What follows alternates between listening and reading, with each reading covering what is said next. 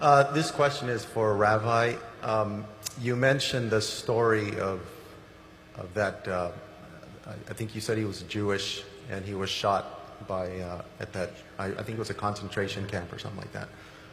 And I'm going to play the devil's advocate for a bit and pretend I'm Sam Harris. No pun intended, of course. You stated that God was watching. God watched the gentleman pull the trigger. If God was watching, why didn't he make that trigger not work? Why didn't he make that poor individual just pass out while he was digging the grave? I believe Sam Harris would ask that type of question and demand an answer. Yes, I appreciate that question.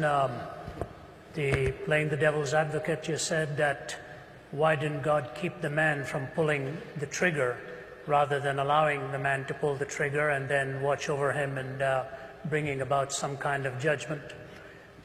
I would say this to you, that the supreme ethic that God has given to us is the ethic of love.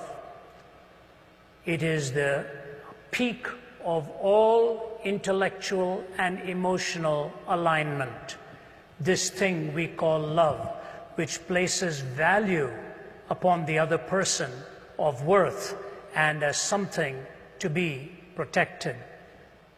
It was interesting, of all people, it was Oscar Wilde who on his deathbed in his 40s, by his lover by his side, Robbie Ross, he turned to Robbie and he said, "Did you love any one of those little boys for their own sake?"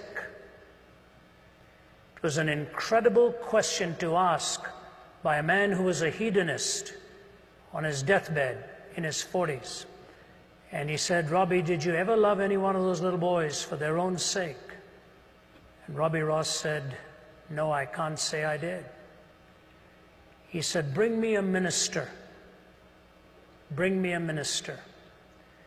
And it was in his magnificent poem, The Ballad of Reading Gaol, that Oscar Wilde said, only Christ was big enough to cleanse his heart and forgive him for all that he had done. The point even the hedonist realized was that in pleasure also, value and love are the supreme ethics that can be treasured. But you can never have love without intrinsically weaving into it the freedom of the will.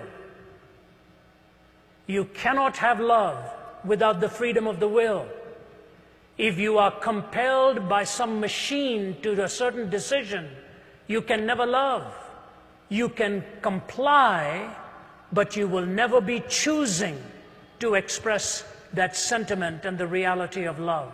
If love is the supreme ethic, and freedom is indispensable to love, and God's supreme goal for you and for me is that we will love Him with all of our hearts and love our neighbors as ourselves, for Him to violate our free will would be to violate that which is a necessary component so that love can flourish and love can be expressed. If you're asking for God to always stop the trigger, why not God stop everything else? Next time you hold a cup of boiling water, He makes it frozen water instead.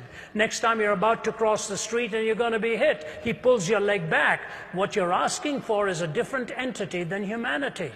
As wonderful as it may seem that in stopping that you think He is protecting you from that which is destructive, the greatest denial that you're asking for is the freedom of your will to be able to choose and to love God with all your heart and all your soul. When you've got love as the supreme ethic and the freedom of the will to choose that love, all of the other contingencies come in and can become explained why it is possible to either choose or to reject so that love can ultimately reign supreme. If you want compliance and some kind of a mechanical response, your question itself will self-destruct. You're asking the question because you're free to ask it, and you're free to ask it because you're free to love. And when you love Him, in spite of all of the contraries that you see around us, you're trusting Him for having the supreme wisdom and the knowledge to ultimately bring a pattern out of it all. We think, for example, we know so much. The story is told in Mideastern folklore of this man who lost his horse that ran away. And when the horse ran away, the neighbor came to him and said, you know, bad luck, isn't it? Your horse is gone. He said, what do I know about these things? A few days later, the horse came back with 20 other wild horses. And the neighbor came and said, amazing, it's not bad luck, it's good luck. You've got 20 more. Man says, what do I know about these things?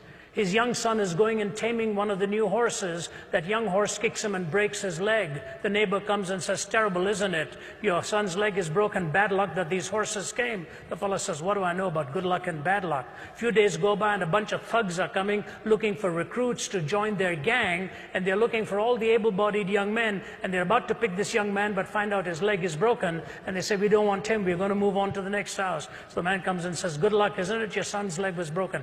In one little series of episodes, we don't know what lies ahead. Why don't you wait till you stand before God face to face, and you will find out there were reasons why he didn't stop that trigger, so that you will see the heinousness of evil and see the majesty of love and good managing to navigate yourself, but as a pilgrim's progress to come to the celestial city.